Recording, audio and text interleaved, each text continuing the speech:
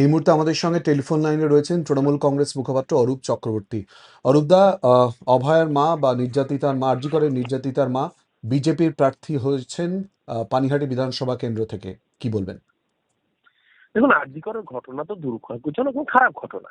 সরকারের নিশ্চয়ই সমালোচনা করা যেত, কিন্তু যে সরকার 24 ঘন্টার মধ্যে মূল অপরাধীকে গ্রেপ্তার করলো, তারপরে যারা সিবিআই চেয়েছিলেন, সিবিআইও 57 দিন পরে তাকেই অপরাধী হিসেবে গ্রেপ্তার করেছিল, কারণ সমস্ত প্রমাণ, সমস্ত এভিডেন্স, সমস্ত কিছু বিচার করে সিবিআই তাকেই গ্রেপ্তার করেছিল।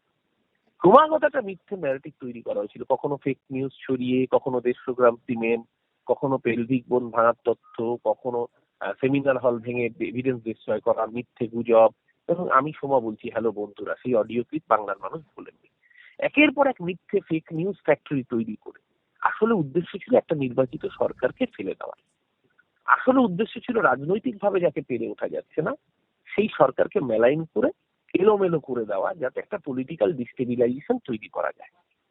বারংবার মিথ্যে বলা হয়েছিল আরজি করে নাকি বিচার হয়নি, অথচ সিবিআই তদন্ত করে বায়োমেট্রিক, ডিজিটাল ফুটপ্রিন্ট, ফিঙ্গারপ্রিন্ট, সমস্ত বায়োমেট্রিক অ্যানালিসিস, সমস্ত কিছু, ডিএনএ ম্যাপিং, সমস্ত কিছু প্রডিউস করেছিল কোর্ট।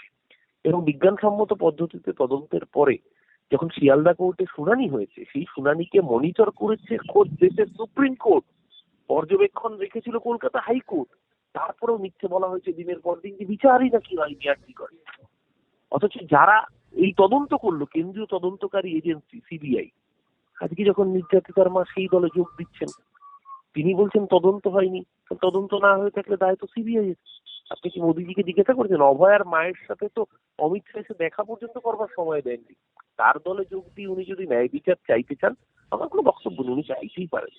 সেই ব্যক্তি তার সাথে দেখাও করলেন না, দেখা করার জন্য গিয়ে ফেরত আসলেন, তাকে সময়টুকু দিলেন না।